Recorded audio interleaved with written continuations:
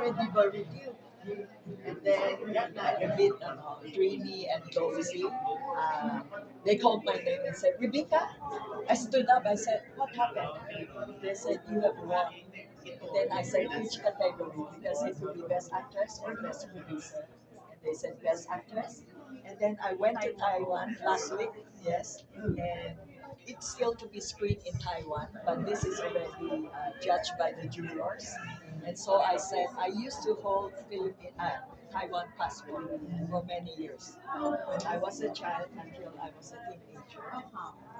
Because my parents are both from China, and then although I was born and raised in the Philippines, we had to wait for 11 years for the late President Marcos to declare us as naturalized Filipinos. And I'm proud to be a Filipino.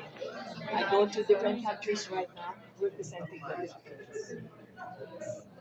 So yun yung Wayway po, International Film Festival po. Yes. And then now, after that, ito naman. So, ano kaya susunod, madam? I hope San Diego. Yes.